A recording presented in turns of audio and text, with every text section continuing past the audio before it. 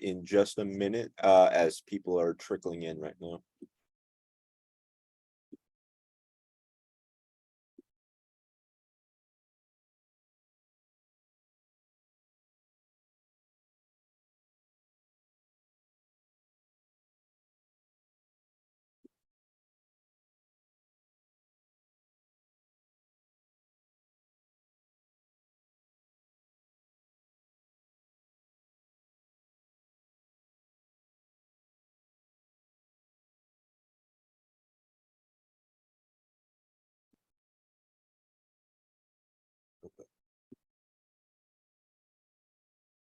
Okay.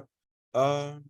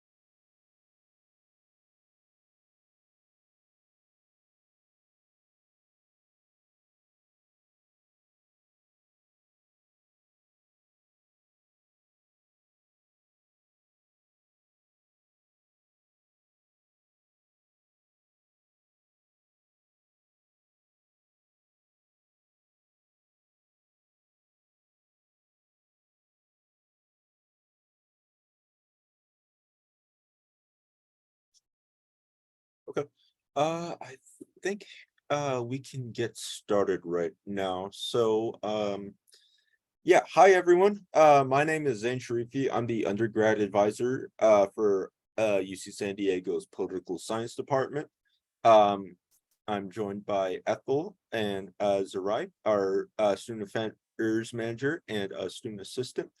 And yeah, we have quite a lot to go over. I'm a little bit about me is I'm an alum of this program, so I do have quite a little bit of experience navigating from the student side of things. And also I was a public policy major, so if anyone has any questions, anything about that, about navigating the environment as a student or anything like that, I'd be more than happy to share my experience and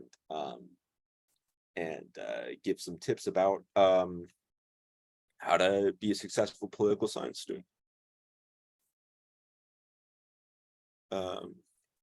Whoops. So we have quite a lot to go over today. We'll Zane, start. Zane, sorry to interrupt. Maybe Zarai can also say a little something about herself.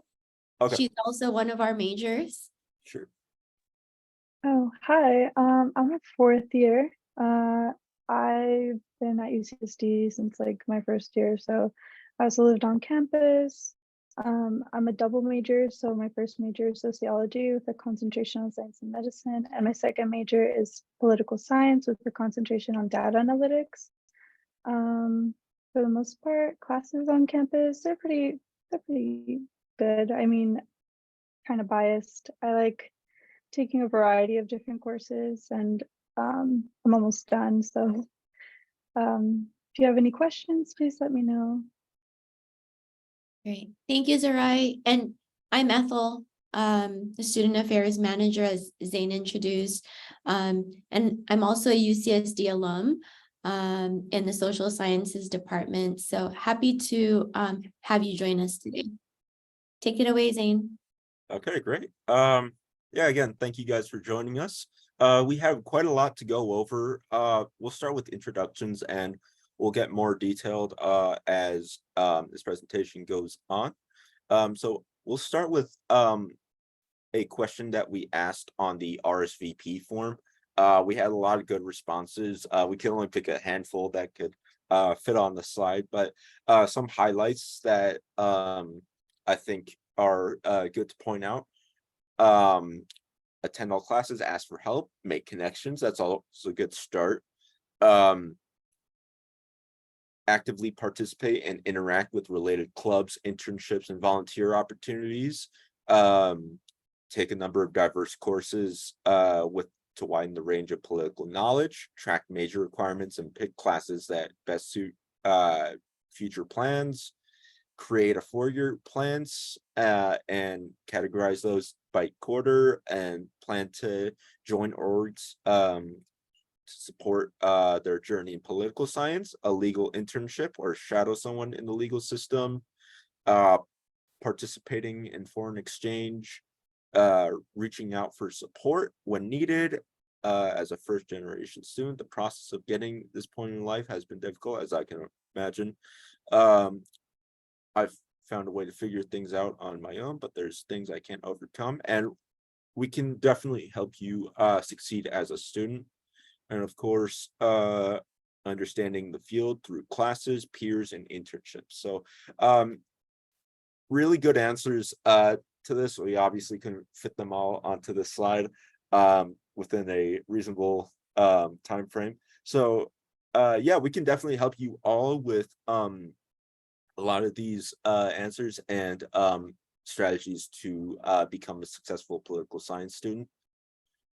We have several subfields within the department: American politics, comparative politics, international relations, political theory, public law, public policy, data analytics, and our newest addition to the concentrations is race, ethnicity, and politics.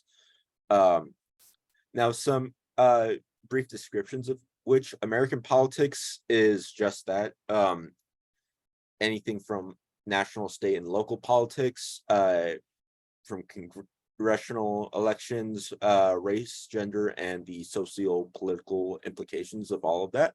A big frequently asked question is the difference between comparative politics and international relations.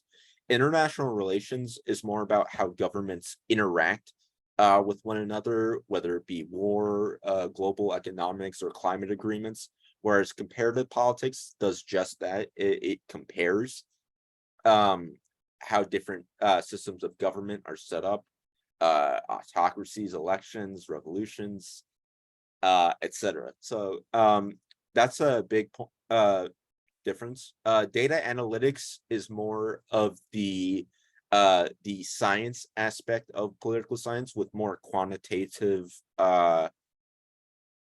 focus. We also recommend you check out political theory, which is more about the philosophical aspect of things, about how we got into the common schools of thought within political science. And another frequently asked question is the difference between public law and public policy. Public law is more about the legal aspect of political science. It's more about the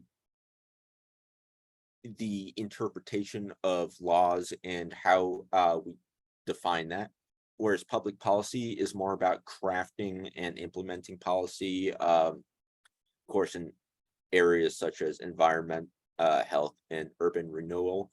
I was a public policy major, and yeah, I may be biased, but that one's definitely a really good track to go under. And of course, race, ethnicity, and politics, which is just that, looking at the demographics of all of that and the political implications of all of that.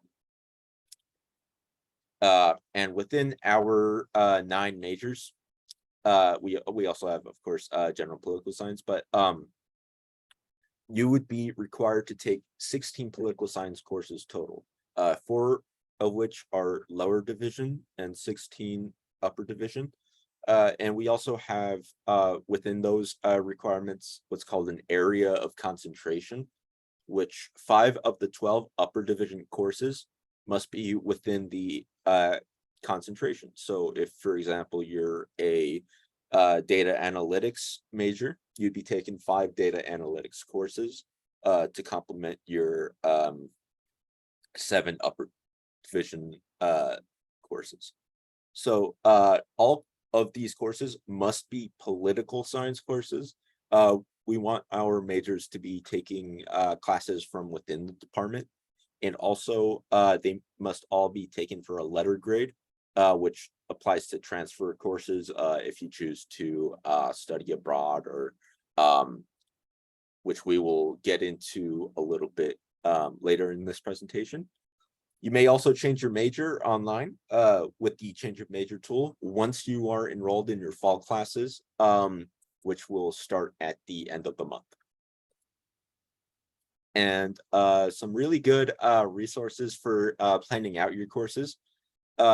Once you are on the political science webpage, if you click on undergraduate program and on the drop down, click on major and minor requirements, you'll have a list of all of these major courses. This is the most up-to-date list of courses that you may take for your requirements. And also, if you're wanting to plan this quarter by quarter, you can similarly go up to undergraduate program here on our webpage, click on academic advising, and at the bottom of the page, quarter by quarter plans. I presume you're all first years, so you would click on the 4-year blank political science plan. And once you're there, as I mentioned, here is the list of courses that you'll have. This is our checklist, which you may be wondering, for example, if you're a comparative politics major, if one of the area of concentration is a thematic course, you may be wondering, what is that? You can actually find that right here on our webpage. Right here, listed under thematic, is a list of courses that you may take. And we encourage students to take a look at that and develop their own quarter by quarter plan based off of all of the availability and what your needs are. So that's where we recommend you go in the major and course planning aspect of the academic advising page for years, and you'll get this worksheet where you can plop all your courses in a comprehensive plan. Doesn't necessarily have to just include your political science courses. You could also include your college GE requirements, which talk to your college about those. But if you're taking, for example, in your first quarter, Poly 10 and Poly 11, if you're planning on doing that your first quarter, you can you have that flexibility to place that here. And maybe you want to do also a GE college requirement. You can also list that here. It's a really nice way of organizing things and looking at your requirements in doing so. We also offer what's called the BA MIA program, the Master in International Affairs. This is a joint program with the School of Global Policy and Strategy, which I will refer to as GPS. The requirements for this, you must be currently enrolled as a poli-sci student and meet the eligibility requirements, which you can find both on our webpage and the GPS webpage. What you would be doing in this program is you would be taking a graduate level course in your senior year and pay undergraduate fees. So it would be a joint program where you can obtain both a BA and an MIA from UC San Diego subsequently. And yeah, you can visit these websites below, both on our webpage and again on the GPS webpage if you're interested in doing that. It's a very good opportunity, and you'd be paying undergraduate fees, which can save you a lot of money if you're planning on going this route. Okay. I'll take the next slide. So so besides doing the quarter by quarter plan, as Zane mentioned before, you should also be regularly checking your academic record, your official academic record every quarter. So you can do that in a couple of ways. You can go to Triton Link. You should have Triton Link tools. One of them allows you to view your academic history. And this is what it looks like. It shows you, the courses that you've previously taken or are currently enrolled in. And also any courses that you've transferred in, or AP classes or AP scores that you've submitted to the registrar. And the equivalent courses should be posted next to them. So make sure you check that every quarter. Next slide, please. The other thing you should also run every quarter is your degree audit. So the degree audit actually, while your academic history shows you the courses you've taken quarter by quarter in chronological order, the degree audit shows you your course requirements and the courses that fulfill them in your major, as well as the university requirements.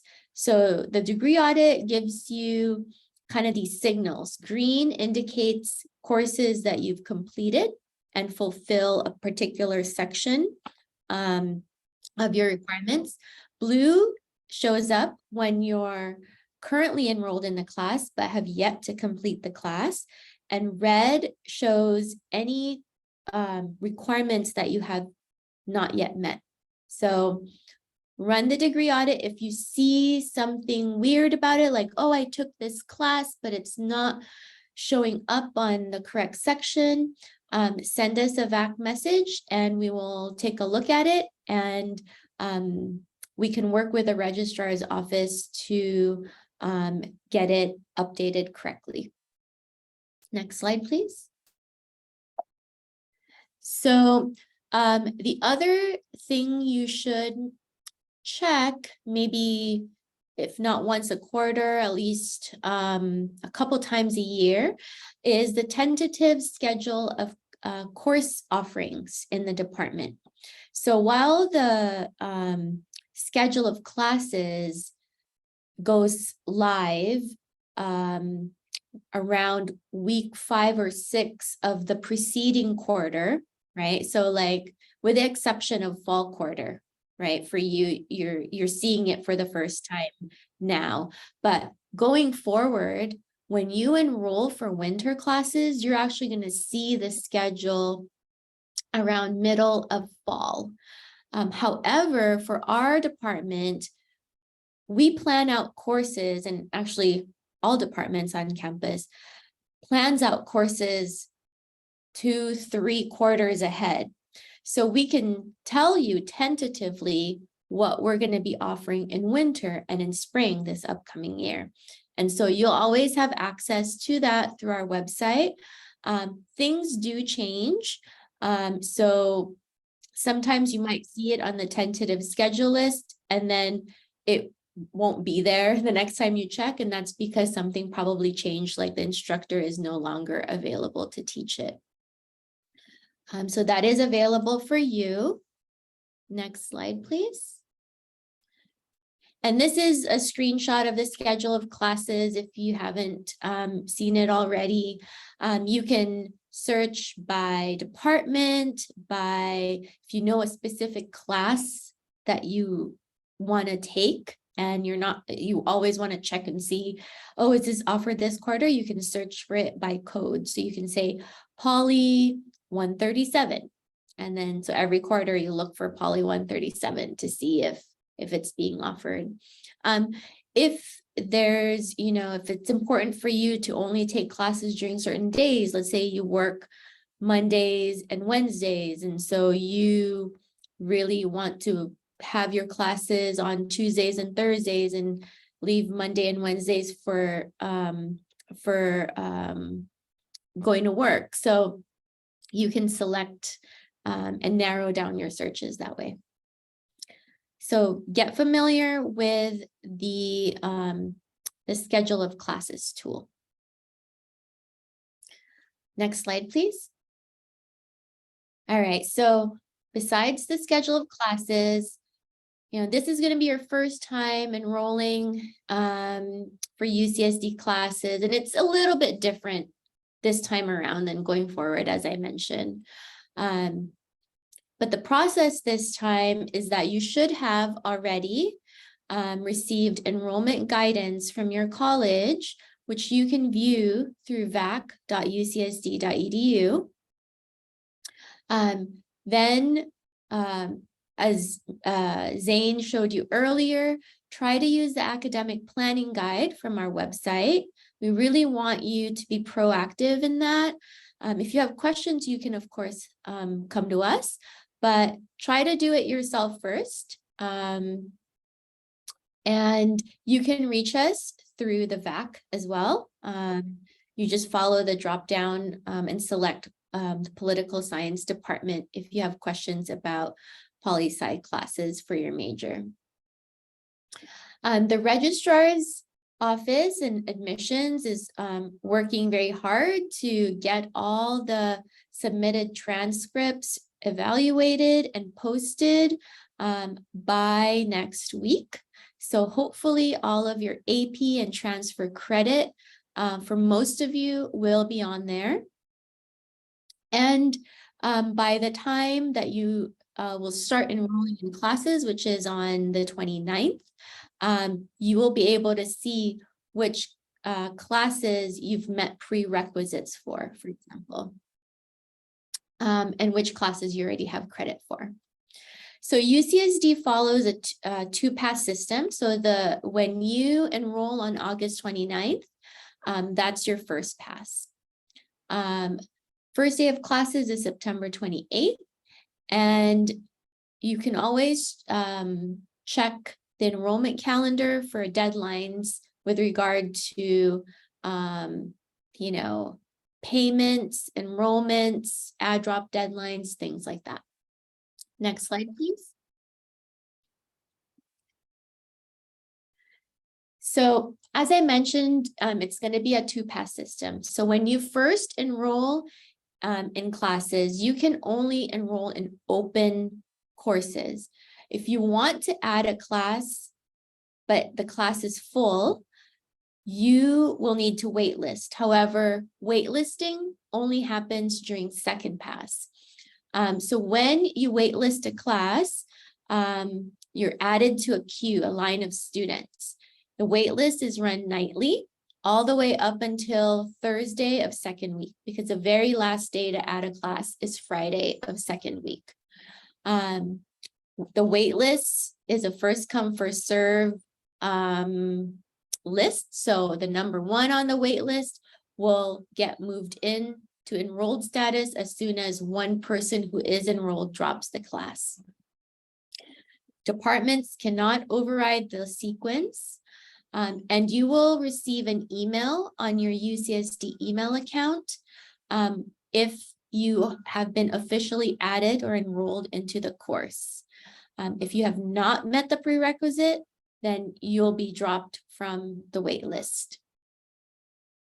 Our department does not allow late adds.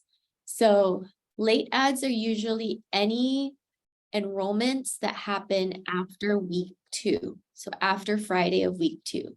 We do not allow that. So make sure you have all your classes set, I would say, by the middle of week 2.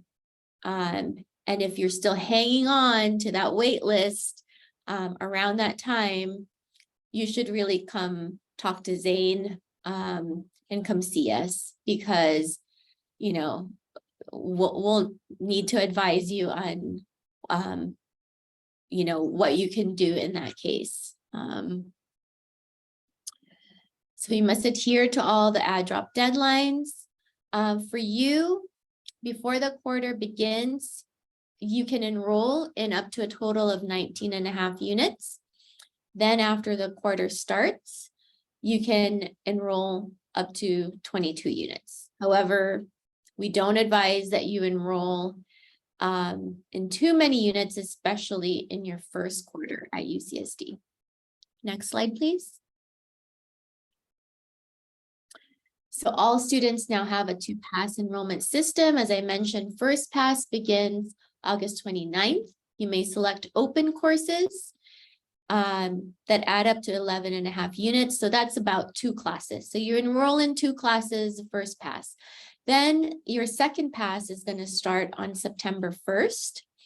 And for second pass, you can wait list for classes, and you also have a longer time period to add classes. So as I mentioned, your second pass would be September 1st all the way up until the end of week 2 of the fall quarter, which is the add deadline. And at that time, you can enroll in up to 19.5 units, or roughly about 4 unit classes. I mean, our classes are mostly 4 units. You might find seminars in other departments that are like 1 unit or 2 units, but in general, courses are 4 units. Next slide, please. Okay, I think that's yours, Zane. Yep. So yeah, we have a lot of departmental opportunities within our department.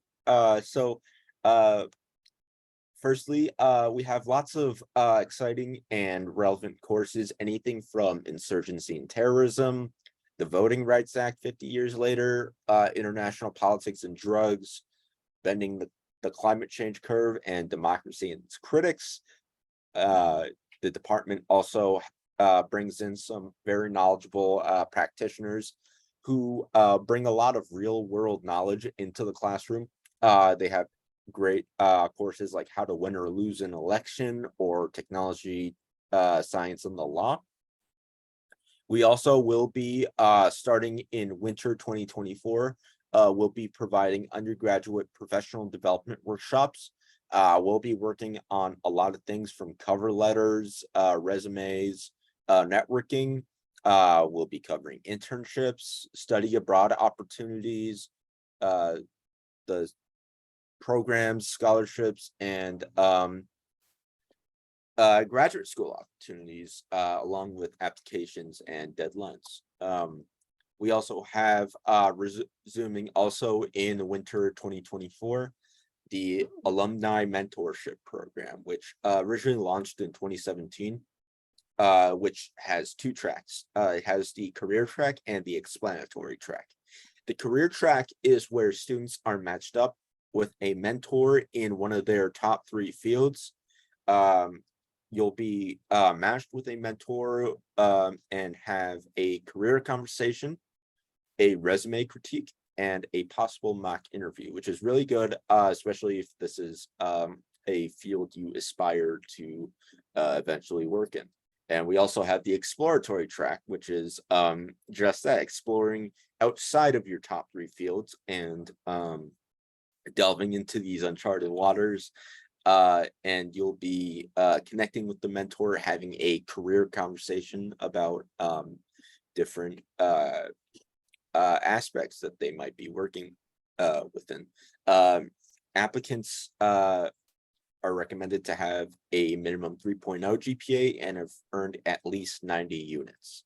And we have quite a lot of ground to cover within this department, anything from education, local government, healthcare, law, nonprofits, etc. There's quite a lot of ground to cover as with the political science major. We also have really good research opportunities. The research apprenticeship program has you working with a graduate PhD student, and they will be mentoring you with their research project. It's about 2 quarters in about winter and spring. You'll be committing about 12 hours a week as a research assistant and earn major credit provided you enroll in Poly 198 RA. The spring quarter would have you participate in a weekly research seminar in Poly 199, and you'll be writing a 20-page research paper under the guidance of the graduate student mentor that you'll be paired with. To be eligible, must be a political science major and must have a minimum 3.0 GPA, or as recommended. And we also have similarly the independent research program, which would have you rather paired with a faculty member.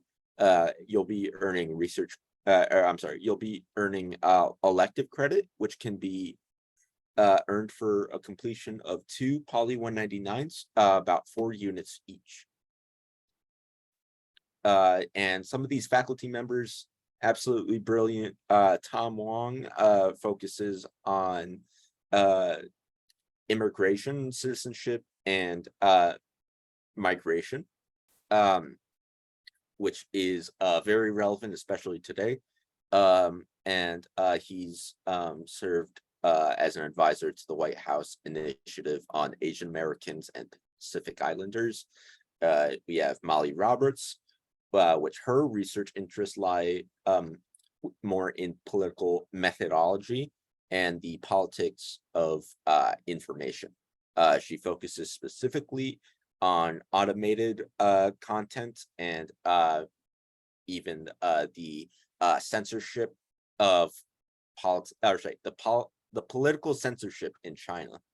That Kauser studies American politics, more in the special interests, direct democracy, and how politicians are navigating social media. And similarly, Marissa Abrahano is in American politics, but more focusing on the electoral side and the demographics in race and ethnicity. Similarly to the previous 2 programs, we also have the Senior Honors Program, which you'll have quite a lot of time to think about. It's a 2-quarter senior thesis project during your senior year, obviously, for the highest achieving students. You'll be completing Poly 191A and B, and your honors thesis may qualify you for honors upon graduation. Both of these courses are allowable for major credit, provided you earn a C- or better. Your eligibility obviously must be a senior, minimum of a 3.6 GPA in order to be eligible for this program. You must complete all lower division poli-sci courses and a minimum of 5 upper division courses, which you most likely will have achieved by your senior year. And also, you can if you're interested, just to have a preview of expectations on our webpage. If you go into the departmental honors page within our webpage, you could see all of the previous theses that our students have published on there, and you can get a real good sense of what the expectations are and what a good research thesis looks like.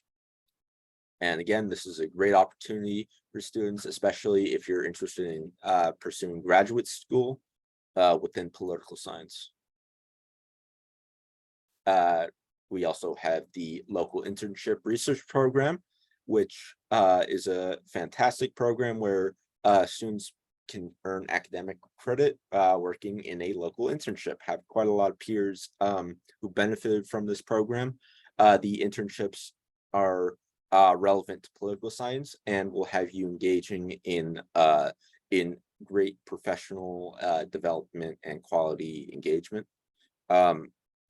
Enrollment, you'll be enrolling in Poly 194 SD, which is a research seminar course, and the actual internship seminar course 197 SD.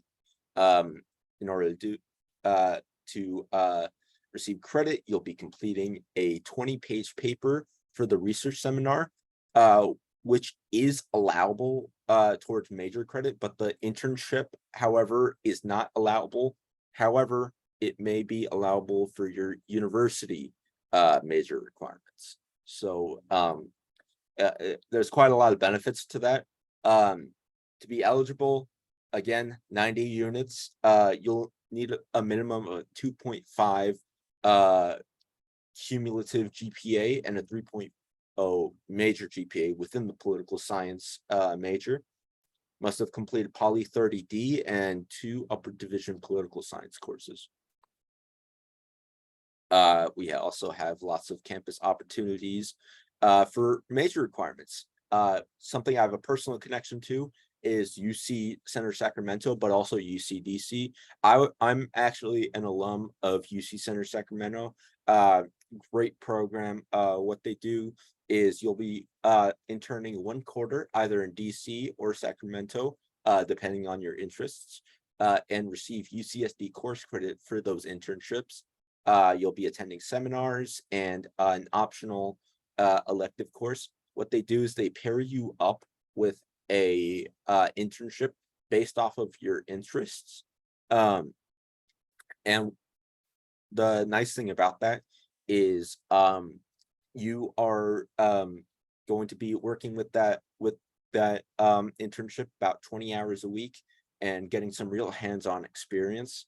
And at the end of the quarter, both in UCDC and UC Sacramento, you'll be presenting a 20-page research project to professionals in the area who really like to see what UC students are up to and what their interest lies. It's a great networking opportunity, great professional development opportunity, and a great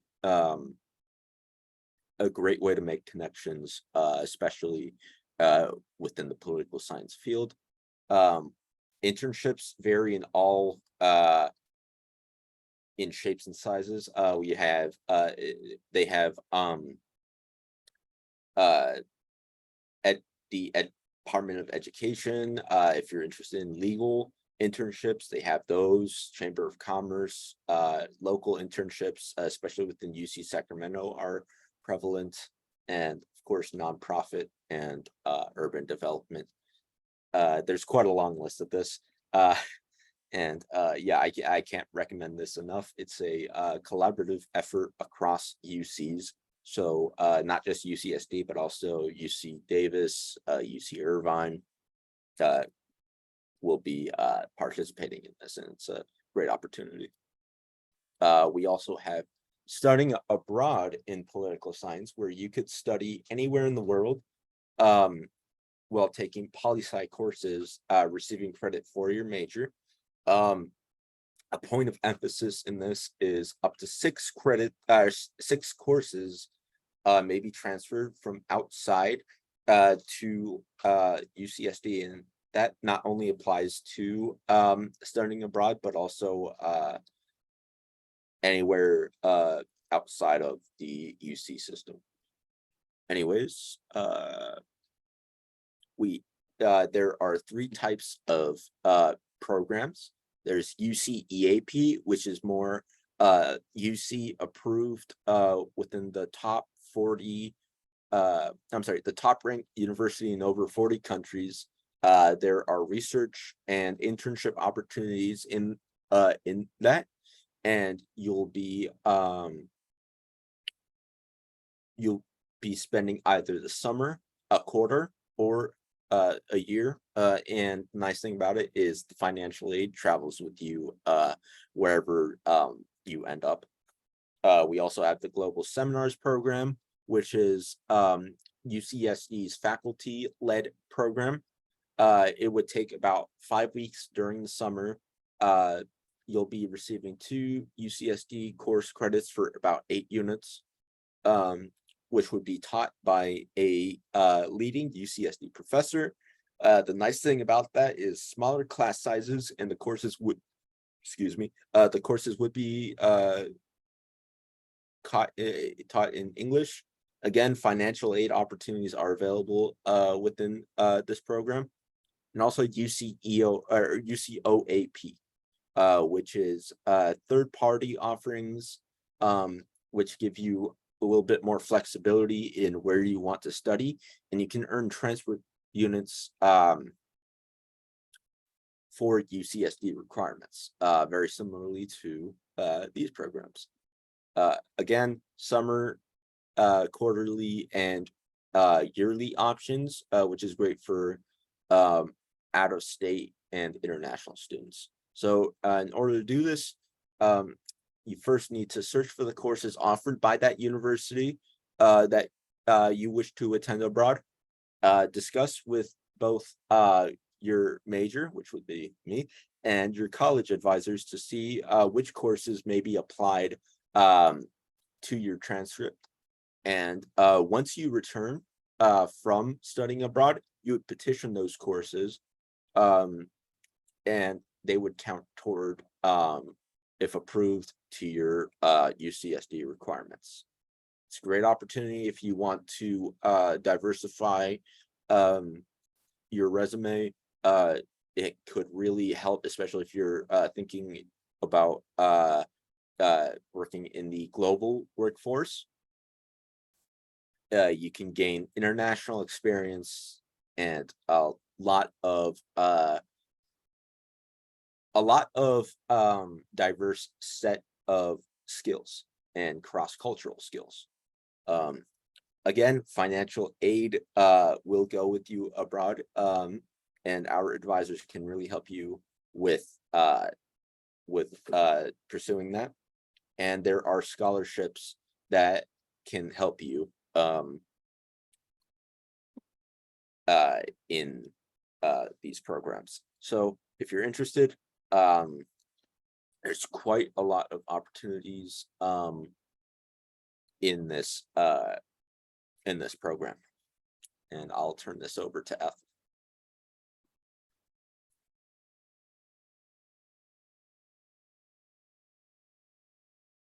Ethel, you're muted.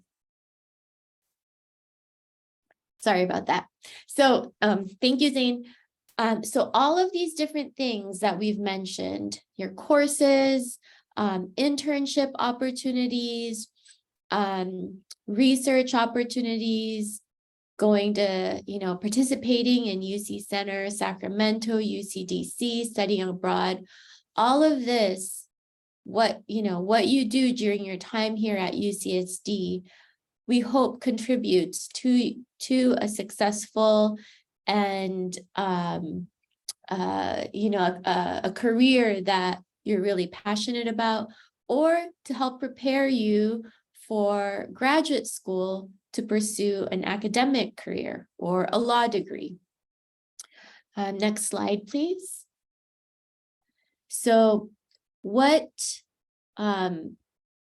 this all means is that being a poli-sci major doesn't necessarily box you into a certain career. Like, not all poli-sci majors are gonna go to law school, There's a ton of different areas, and we actually have some brochures here in the office, and that we can present also on our website about the different areas that you can apply some of the skills that you've learned through your time as a student in our major. So, employers look for your ability to lead, how you can collaborate with a team, how well you communicate in writing, in speaking, how you think through things. Are you able to see and understand different points of views? And somebody who works hard and has a strong work ethic. So all of these things you can develop as a student in our program. Next slide, please. And we hope to continue to do this beyond the classes through our professional development series. So these are some of the previous offerings. You can take a moment to read through some of them. And a lot of this we've gotten because of feedback from students like you and what was important to them, what they wanted us to focus on. As previously mentioned too, the CRINCS Houston Law and Politics Initiative holds events every quarter. And, you know, some of the things, for example, last year that our students participated in was the law school launch. And I believe Zerai can share with you through the chat an article that talks a little bit about that event. If that's something you're interested in, possibly participating in for the upcoming year or in a couple of years. Next slide, please. So yes, the Houston Law and Politics Initiative, it's directed by Professor Mason Nichter. She teaches courses in our department. She also serves as really a liaison with the law community between our program and the law community in San Diego. So some of the panels, for example, that she organizes invites alumni, UCSD alumni who are now, you know, working as DAs, public defenders. She's also organized panels with admissions representatives from USD School of Law. So she's a really great person to get to know, especially for those of you who are interested or curious about what it's like to pursue a law degree. Next slide, please. There's a lot of resources for students. As we mentioned, the Alumni Mentor Program. We've got some pre-law advisors. A few of our own graduate students in the PhD programs were attorneys prior to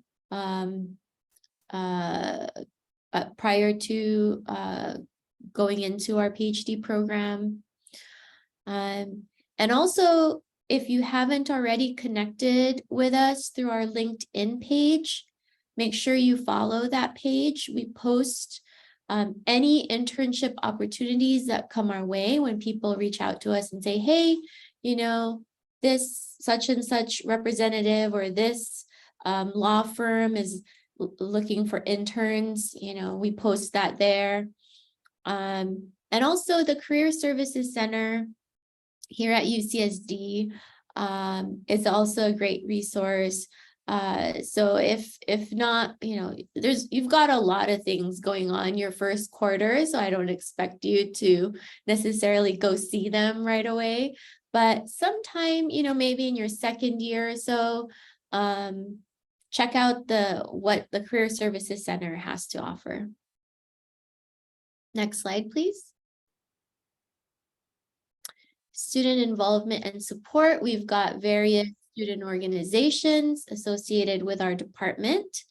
I believe during the first official week of the quarter, you'll see a lot of student organizations out on what we call library walk. So check them out there. You can also go to studentorg.ucsd.edu for a full list of student organizations. So maybe, you know, you've got a lot of poli-sci going on through your classes and through an internship, and you just want a student org where, you know, you meet up to play a particular sport, or, you know, some group of students whom you share different interests with. So you can check out all the available opportunities through the student org list. Look them up on that student org list and check out when their next general body meeting meets. Next slide, please. And for students who with disabilities, or if something happens a particular quarter and you need accommodations, you can reach out to Zane. He is our department's OSD liaison, and there's a specific procedure for requesting accommodations. And so we have to follow those steps, those procedures. The first of which is for you to meet with an OSD specialist. So there's actually an office on campus that first meets with students who are wishing to or who are requesting accommodations. And then we hear from them, we get a list from them of the students for whom we must provide accommodations. And so this is to help you get through your classes and make it as equitable as possible for you and the rest of the students in the class. Next slide, please. So during your time as you transition to UCSD, here again are some of the resources on campus. We haven't mentioned them in the earlier slides, but some of you might be participating in the Student Success Coaching Program. There's the Teaching and Learning Commons. They offer tutoring. They offer writing support. Oasis is also available for students, particularly those who are participating in Summer Bridge. I mentioned OSD, CAPS. That's a very important resource for students, especially, as you navigate, maybe for you, the first time being away from home, for your first time having to handle college level courses. It can be really stressful. It can be a very difficult time for some students. And so there's lots of great information on their website about tools you can use, but also about making an appointment should you feel the need to do so. The Office for the Prevention of Harassment and Discrimination is also there and provides services for students, staff, faculty on campus. Next slide, please. So if there's anything you can take away from this presentation, it is to come see us for any questions you might have about your major, and that we're here for you and your college advisors are there for you if you have concerns or questions about university requirements. We are available Monday through Friday. Our office is open Monday through Thursday. We all work from home on Fridays, and Zane will be resuming in-person walk-ins, we hope by this fall. In the meantime,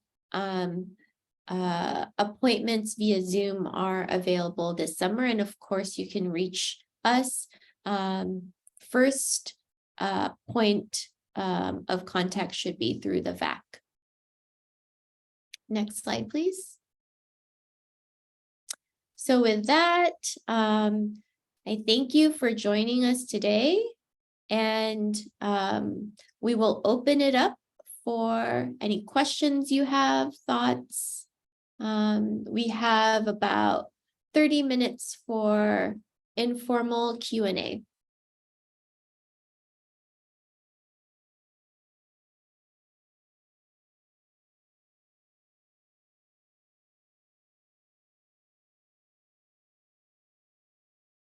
All right, first question is coming from Drew.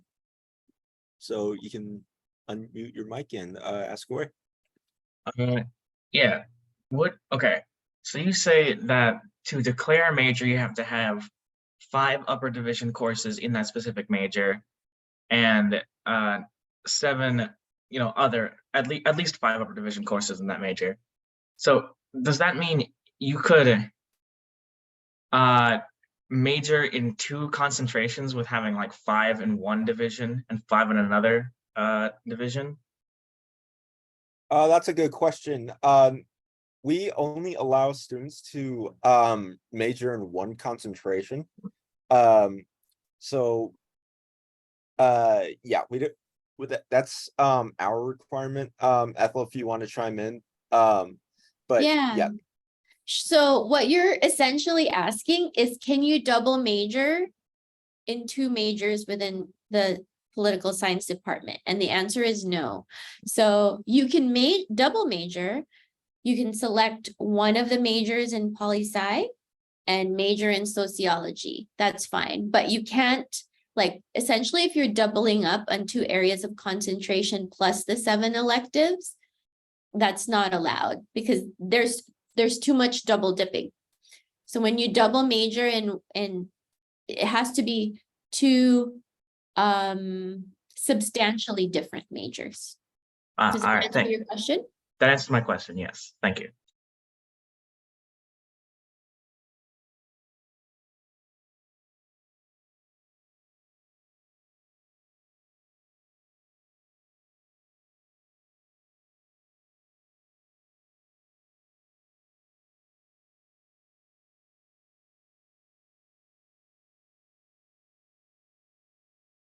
Hi, can I? Oh, sorry. You go ahead. Sorry. Okay.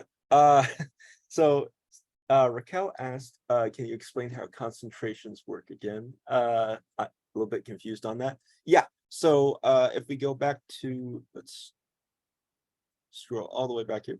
Zane, maybe pull up the actual website. Can you do that? Yeah. I think it's easier when it's not a still image. Sure. So if you go onto our webpage, click undergraduate program and major and minor requirements, we have all of these concentrations. These concentrations are just different topics within political science. So if you just want to do a general political science, you'll be taking 4 lower division and 12 upper division. Anything's fair game in that. Anything from poly everything up to poly 199 with a few exceptions that you can find here. And up to 197, sorry.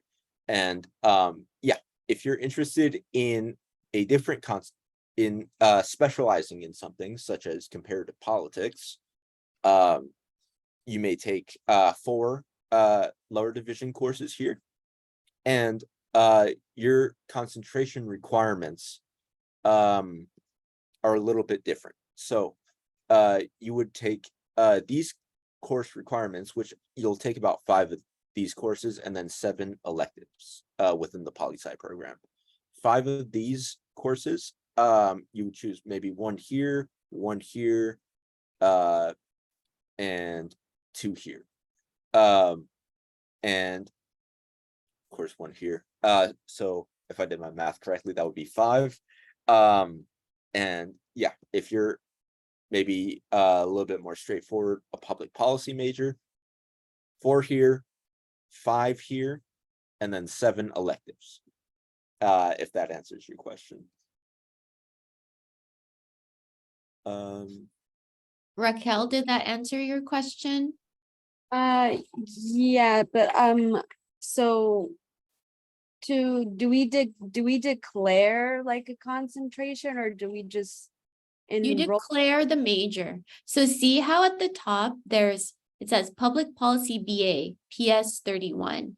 So your diploma would actually say, like a bachelor's degree in public policy. If you do American politics, so Zane, if you can click on that, Sure. see how the major code is different. It's PS 26. So that one is actually, a bachelor's degree in American politics in the Department of Political Science. So think of the area of concentration as really what mainly distinguishes each major from each other. Oh, okay. So then, Yeah. because right now I think I am in the general political science, but I want to change it to public law. So when am I going to be able to do that? You can do that after you first enroll in classes. So you must register for classes first. Then after you do, you can use the major minor tool to officially change your major. Okay, and so you know how there's class requirements I need to take for public law. Can I put those classes into my schedule even though I haven't changed it yet, because I need to be in classes before changing my major? I don't know if that makes sense. Yeah, I mean, you can plan it out.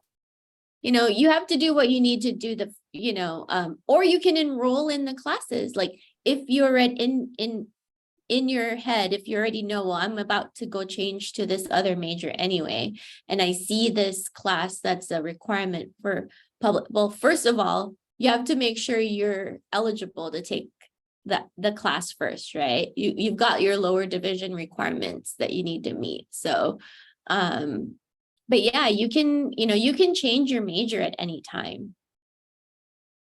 Oh, okay. So then I just do that after enrolling in the fall. Correct. Where do I do that? Yeah. And wait, where do I? Oh wait, I can change it online, right? Correct. Okay. Yes. Yeah. Major minor tool online. Okay, thank you. I cut someone off as Raquel asked a question. If that person wants to go ahead and ask right now. Oh yeah. So oh, sorry about the background noise. I work at a summer camp and I'm doing this on my break. So No worries. but anyways, do you know what would you say is like the average class size for like lower division classes and like upper division classes for poli sci? It would really depend on a lot of things. Lower division classes tend to be a lot more populated, just because they're more generalized for every poli sci major. And as for upper division courses, it would really depend on the topic. So if you're taking, for example, a really niche class in, we'll say, public law, that class size will be a little bit smaller, maybe about 40 to 70 students, I think. And something a little bit more general, like we'll say Poly 30, which is a course that we require for all of our poly majors. Those class sizes can be anywhere from 200 to 300.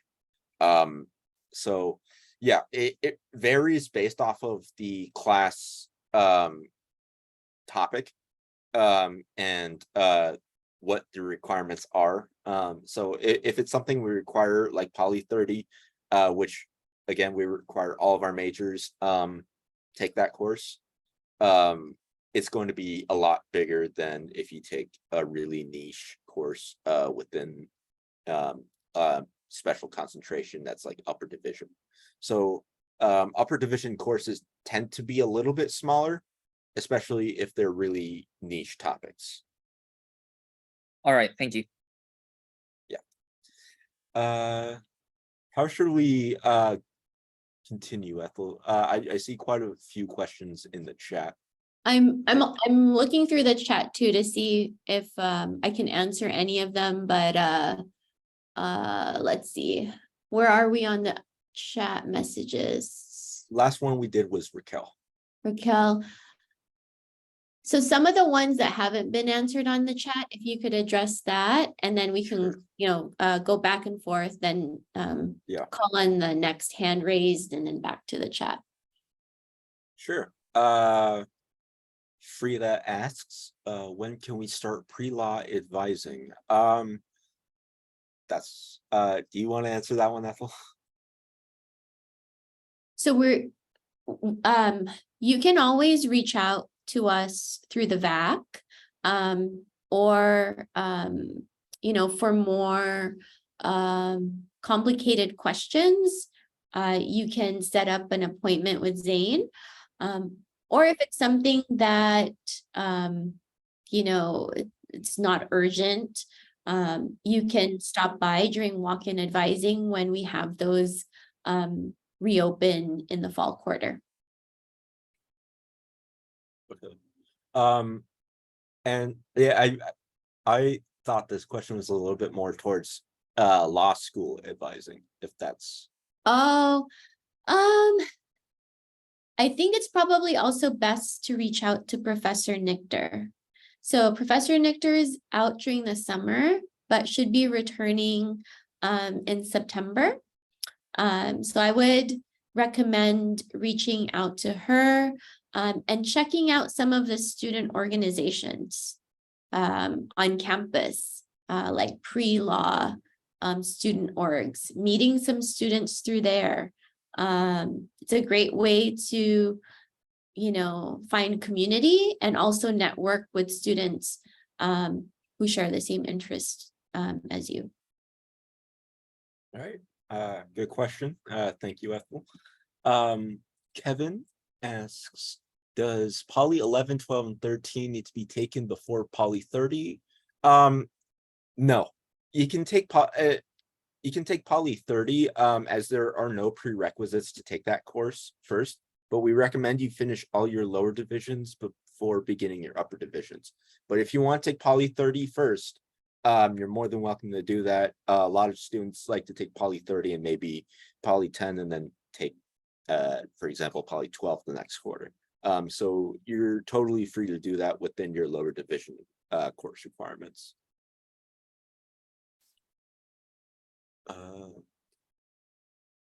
So where do we go to the poli-sci page? Choose required courses and classes with our GEs. So you would go to poli-sci.ucsd.edu, which would take you to this webpage. You would go to the undergrad program dropdown and major and minor requirements. That's where you would find the course requirements. You would pick your major. We'll say you're a general poli-sci major for example, and at the bottom of the page, there's a major checklist. That's where you would find the course requirements. And if you want a little bit more current requirements, if you're like, for example, a comparative politics, which is a little bit more complex in its requirements, we have the most up-to-date things here. And also, if you're wondering the quarter by quarter plan, you would go also here, undergraduate program, academic advising information. And again, at the bottom of the page, you would, since you're presumably a incoming first year, you would choose the 4-year plans and go by there. So we recommend between 12, 16, no more than 22 units. Especially if it's first year, I would recommend going 12 to 16, 3 to 4 classes, I think is the sweet spot for keeping a reasonable pace. So yeah. Let's see what else. We have a question from Kevin Nguyen. Does political science 11, 12, 13 need to be taken before poli-sci 30? I just answered that. So, yeah, go ahead, Zane. Well, I just answered this one. Oh, you did, okay. Yeah. Sorry, I was like, Yeah, right. they can, yeah, you can take your lower divs in any order, but we recommend you take all your lower divs before continuing to upper divs. And also Yeah. the course catalog, I know we didn't have a slide for it here, but if you look up the university catalog, I'll just type it in. you can see all the courses offered by every department. And it also has the course description as well as the prerequisite requirements. So if we look at Poly 30D, oh, this one's through our website. There's also a catalog Oh, okay. on campus, but it's fine. You can look at this one too. So if you look at Poly 30D, Mhm. does not have a prerequisite. But if you look at our upper division courses, so if you scroll down to the upper div courses or pick one of the, Oops. yeah. Yeah. You'll see some of them will say junior or senior standing, Like, which one? like was it? 100W Yeah. or 100X, yeah. So that's how you can find out what prereqs there are for classes. Hi, I'm sorry. I know I didn't get called on, but I actually have to leave soon. So Sure. I wanted to ask, I think you guys said earlier that we have to take 19.5 units per quarter. Is that correct? That's the maximum amount. Oh, we that's the recommend. maximum you can take? Yeah, I recommend taking between 12 to 16. That's about 3 to 4 courses to pace yourself. Just to, especially as a first year student, in your first quarter, 3 to 4 courses is what I recommend. Oh, okay. So 19.5 would be the maximum and the minimum you recommend is 12, correct? Yes. If you're a full-time student, yes. Oh, okay. Thank you. Yep. Thank you. Yeah, 12 is a really, really critical number because especially for students with financial aid and need to be in full-time status, you have to have 12 units. It's good to enroll in 16 in case you need to drop a class. You're still within 12 or more units, you know? So you don't want to enroll in just 12 and then later on find out, oh, you know, I can't quite handle this class right now and have to drop it. And you're down to 8 units, so you're kind of stuck with a class. Thank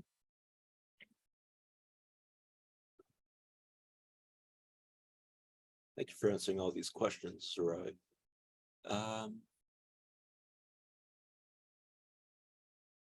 Here's one that hasn't been answered. When selecting courses, will we be hearing from our advisors about which classes we need, or do I need to schedule my own? So we recommend you look at the if you bear with me for a sec. We recommend you select your courses based off of your flexibility and what your requirements are. Obviously, we recommend you go for lower divs first, but it's up to you how you want to structure this. As long as you're not stepping over any prereqs, I recommend you definitely carve out your own major plan. We could definitely help you out with that. If you're ever stuck or have any questions, reach out to me via the VAC, and I'll be more than happy to help you out there. But as far as which courses you need, it would really depend on your major, and you could find this on our webpage through the major checklist. Hi, I'm sorry. I actually had another really Sure. quick question, but what if by the time we need to enroll in our classes, our AP scores or like dual enrollment classes that we took still don't show up in our academic history? Because right now, my scores in my classes still don't show. You want to take this one, Ethel? Yeah, so you're talking about the submitted transcripts and AP scores, and it's still not posted. Yes, I contacted like the testing agency and they were sent to the correct school, but I think it's just taking a really long time. So I just wanted to know like what we should do if our courses and our scores still aren't there by the time we have to enroll. So the registrars right now, they're working as fast as they can to get all the submitted transcripts, those that were submitted on time, reviewed before enrollment starts at the end of this month. So I would say give it another by like the end of next week, by the 18th. If you still don't see it by then, you can reach out to us. We have to see those credits posted. Otherwise, you could possibly be pre-authorized in a class. But we want to make sure that you're really well prepared to take a class if there are prerequisites for it. Does that make sense? Yes, thank you. Nick, Wait, I I know got you one more. Yeah, I got one more question because I got work soon. Yeah. But wouldn't we have to like change our major first and then enroll in classes so we could like avoid taking like unnecessary classes that doesn't like help towards our major requirements? Or like shouldn't it be first? Or like how does it work? Yeah. Well, it depends on what major you want, and what you've declared. So if, for example, you're a declared general political science major, but Yeah. you want Yeah. to be we'll say international relations, you can already start taking these courses with that in mind. Especially, and I understand you'll have to change your major after you enroll, but because a lot of these overlap, you'll have that flexibility in order to choose Like whichever actually classes. choose it. Yeah. But Yeah. let's say like it's a scenario where it's like not as flexible. Like let's say you want to take like a whole different path, like some like cognitive science type of thing. Like wouldn't that be like interfering with it? Because I know political science and cognitive science are like far apart. But Yeah. like, you know, don't we have to like change major first, or how would it work? Do we have to talk to someone? I think if for you that? want to change your major to like a completely different department, you should look at their requirements. So if, like you said, cog sci, I would go to the cog sci page, and there shouldn't be any prerequisites to enroll in any of those courses. So you can enroll with those courses in mind, just Oh. and you can switch your major And then once switch you've enrolled. after you finish those courses. Okay, that makes Correct. so much more sense. Thank you. As long as it's courses you're eligible to take. Yeah, like lower division and everything. Yeah. Yep. Mhm. Thank you. Drew, did you have a question? Right. I did have a question involving the Houston Law Program. Is that or Law and Politics Initiative? You say there are like 10 plus things. I didn't really catch if those were courses offered by UCSD that you have to register or just things that you can do outside of class. Let's go to the slide.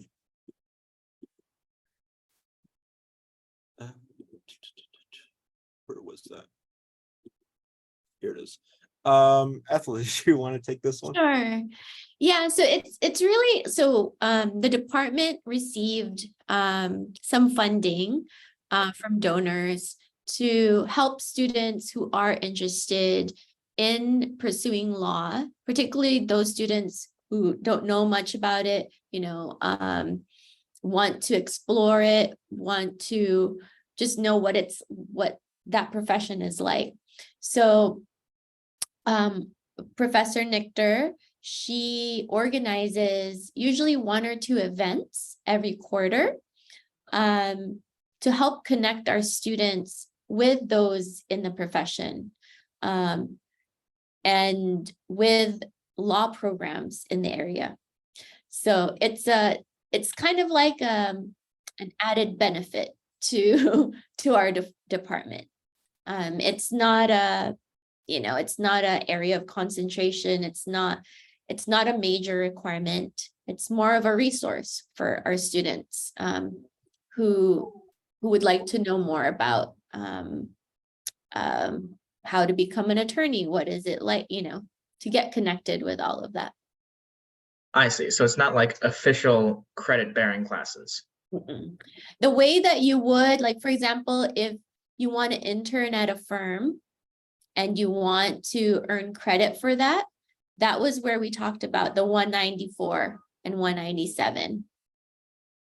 I So I see. Thank believe you. there's that slide that talked about that. So there has to be, usually if it's credit bearing, there has to be an element of like, there's a 20-page paper, that's why the 194 counts as towards a major requirement, whereas the 197, which is just a seminar, wouldn't. You would get units for it, but it just wouldn't count as like a course for a major. Does that I make see. sense? That makes sense. Thank you. Tony, did you have a question? Yeah, so I was wondering for the upcoming enrollment, I know there's requirements for each major regarding upper division and lower division classes. So I was wondering for enrolling in classes, is there like a certain order that we have to take them in? Like, should we be focusing more on enrolling in lower division classes this coming enrollment? Or is it just like open to everything so we can enroll in upper division if we wanted to as well? We recommend students, especially if you're a first year, finish up your lower division courses first. You could take those lower divisions, like we said, in whichever order makes sense for you. But once you've finished those up, you're more than welcome to take up those upper division courses. So, okay, gotcha. yeah. And then for the upper division courses, is there any prereqs to taking those at all? It would depend on the course. So if you're looking at the course catalog, if you're looking through here, you'll see some of these courses, like for example, 142A requires you to complete Poly 12. So we recommend, so for the most part, presumably you've met the upper division requirement and finished up all your lower division courses, you'll be able to take the upper division courses. However, we recommend you look at each individual course for prerequisite options. If there are none, for example, 140A, doesn't look like there's any, you could take that one. Or if you want to go for instead 142L, there's no prerequisites here that I see, and you can take that one in whichever order makes the most sense for you. Okay, got you. Thank you. Yep. Our next question is from Eva. Am I saying that correct? Yeah, well, yes, thank you. So I'm an international student, and due to my policy, I was not able to submit my transcripts on time. So I had to submit them late. And the question is, what happens if my transcripts are still not there in time when I have to enroll? So they arrive after the enrollment deadline. What do I do at that in that situation? To clarify, are you referring to transcripts containing poli-sci courses? No, my school transcripts. The thing is, I was told that I gotcha. can't unless they arrive. So I was just wondering, what should I do? Ethel, do you? Yeah, Perhaps. so those AP or transfer course credits really only apply if they pertain to or affect major requirements. You might, so for first years, I imagine, you know, you probably didn't take a lot of like courses, college level courses prior. It's probably mostly from high school, so it shouldn't affect you too much. You can still enroll in our classes, you know, like the lower division courses. They don't have any prerequisites. So it shouldn't it shouldn't prevent you from enrolling. And Okay, then if you find yourself unable to enroll, reach out to us through the VAC and we can take a look at, you know, what's preventing you from enrolling in our classes. Yeah, I don't think it should affect you that much at all if it's posted later. okay, thank you very much. Let's see. Tony, do you have another question or is this from before? Oh, I'm sorry. I didn't mean to keep the thing up, so that's my bad. Okay, no worries. Let's see. I think we've taken care of the questions on the chat. Yeah. That's what I see.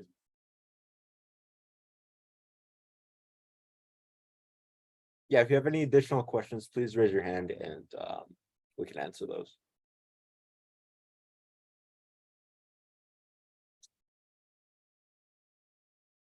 Oh, yes, Tony.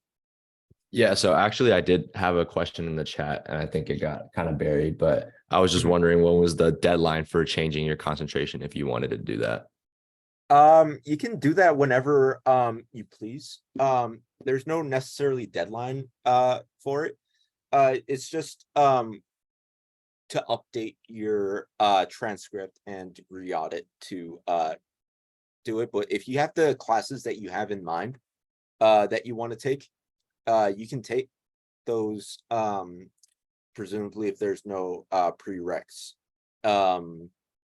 So yeah, there's not necessarily any sort of deadline that you had to adhere to, just as long as once you've completed the fall enrollment, you can start changing your concentration. You could take as long as you want to think about that. Okay, got you. Thank you. Yeah, of course. Alan, Hi, so I haven't fulfilled like any of my like gen ed like humanities requirements or like anything in this field. So is it possible for like my my required poli-sci classes to fulfill both those requirements? Both my poli-sci major requirements and some of my gen ed requirements? Or can it that's only like cover one? That's a good question. No, we only allow poli-sci courses to, of course, talk to your college about this, but the answer that you'll most likely receive is that your gen ed classes and your poli-sci classes and your major classes for that matter cannot cross count for each other. So if you're taking a poli-sci course that also counts towards the gen ed, you're going to have to choose, do I want this count toward gen ed or poli-sci? The system might place you in one or the other. Just reach out to us via the VAC and tell us whatever your preference is. If you're taking a poli-sci course that actually counts towards your gen eds, just let us know, or vice versa. If you're taking a gen ed class and it placed it, or I'm sorry, if you're taking a poli-sci class and you want to count towards poli-sci and not general ed, reach out to us and we can adjust that for you. All right, thank you. Yeah, of course. Cyrus. Hello, greetings. So this is more of just like a kind of a personal question, but since you guys are all you guys as UCSD department heads, you guys are all alumni of the political science department, correct? Most of us. Yes. Most of it. All right. So I would just like your take on the debate between having a major minor and a double major, especially here inside of the political science department, because I know that many different departments have their own like take on like which one should you do, but I just wanted the opinion here of the political science department here. Sure. Ethel, did you want to chime in first? Sure. So Cyrus, I just wanted to clarify, you're asking what we think about having one major or double majoring? Right. So major minor versus a double major. Oh, got it. Yeah. So, I mean, you can, Zarai and Zain can also speak from their own experience. So when you double major, both majors appear on your diploma. When you have a major and a minor, the minor appears on your degree audit, but it does not appear on your diploma. So if you care about what appears on your diploma, you might go with a double major. But there's so many other things to consider, like double majoring significantly affects your time to degree because you have that much more classes to take. If really your interest is to kind of enhance your major with a specific minor or take classes from a specific area, then maybe just, minoring in something rather than double majoring is enough, So that's my take. Me personally, I did double major as a student here in ethnic studies and biology, two very different majors, but it was because I was considering going into public health. And I'm happy to have done both, Zain and Zarai. I know Zarai is a double major currently in poli-sci and sociology. For me, it was kind of hard to like decide if I wanted to add my second major because I had the option of graduating early as well. But I think it just depends on where your interests lie mostly, because if you feel like you want to learn a lot about both, then maybe you should consider it. But also there's other factors to consider, like how well you can manage your time, how much interest you truly have in your major. I think it's also depending on what you want to do after you graduate. So for me, it was very much like I wanted to have a lot of options. So I want to go into like law. So I'm pre-law, that track. And then it was also like what interests me. So it was like, yeah, I want to be a lawyer, but also what concentration in like that field it was. So mine's more like I'm interested in like insurance law or like health in law, essentially. Like, so I think it just kind of depends on where your interests lie mostly, especially because there's also like your extracurricular activities. If you can balance all of that, it might be beneficial to have a second major. If not, and then maybe a minor might be a better option, depending on also if you want it to show up on your diploma or not.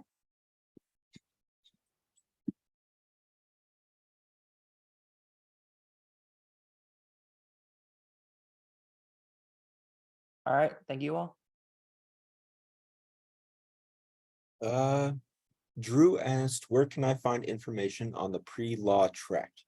Well, firstly, if you're interested in public law, you can find that on our webpage for the public law, whichever. Oops.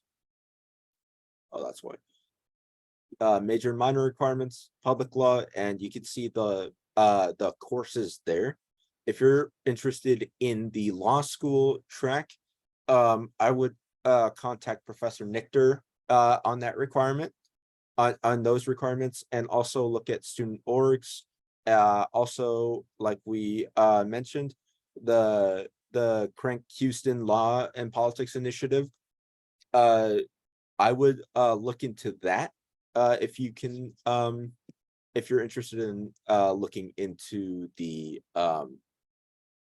into the Law and Politics Initiative. And you can find that on Career and Graduate School within our webpage. Whoops.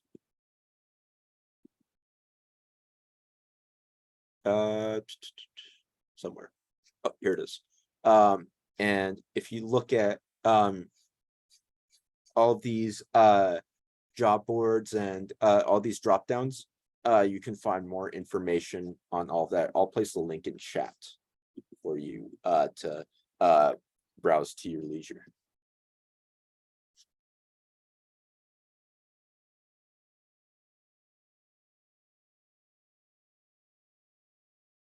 Tony has a question.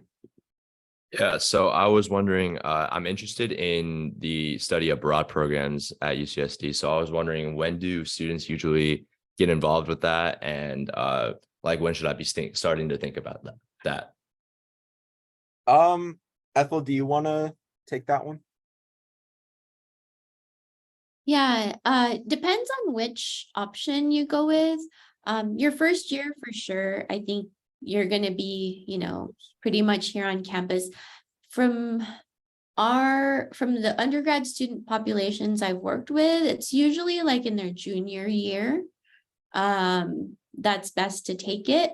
That means they've, met all the lower division requirements already. A lot of courses that you find abroad would be going towards an upper division elective. So that's why you want to get all your lower divs taken care of.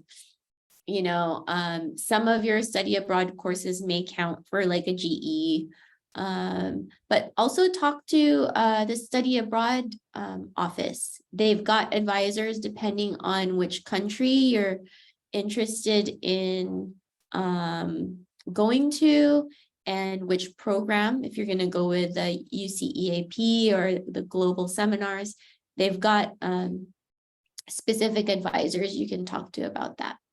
And they can help you figure out a plan to incorporate your time abroad with meeting your goal to graduate within, 4 years. Okay, gotcha. And then for the study abroad program, is that just for 1 quarter? No, there's, it varies. Some universities might be in a semester system abroad. So it really depends on where you're going, the university you're going to. And as mentioned in the presentation, there's also these global seminars, which are during the summer. So these are 5-week-long seminars that you'll spend, abroad. You can study like architecture in Rome or jazz in Paris or something like that. And you're not devoting a whole quarter to it, but rather just part of your summer. Okay, awesome. Thank you.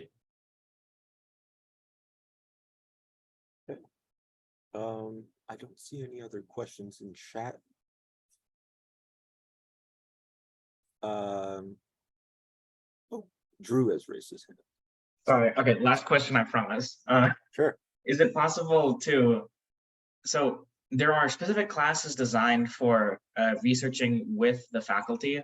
Is research opportunities restricted to taking those classes, or can you research with them outside of taking a course? That's a good question. Ethel, do you have? Yeah, so you can volunteer with faculty who are open to taking students. The 199 and the 198 is really to give you, the student, benefit from it besides just the experience of working with them. So if you're already working with them, why not get credit for it,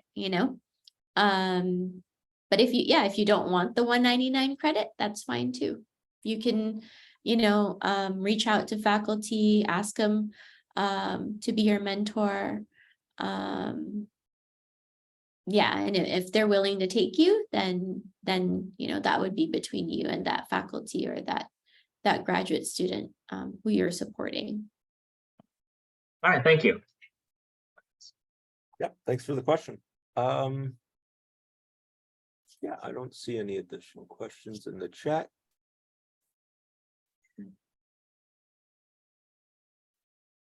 Yeah, we can probably wrap up if there's no additional questions. Yeah, we can wrap up and can always reach us. We're at this, I don't know if all of you have visited UCSD, but we're in the social sciences building. We're very close to REMAC, or now called the Lion Tree Arena. And right across from the from GPS, the School of, I think they're a school, Global Policy and Strategy. So Okay, come visit us. sounds good. Thank you all for joining us. And yeah, and like Ethel said, if you have any questions, you can reach out to us via the back, or come in during walk-in advising, where we can, when that resumes, where we can answer any additional questions. So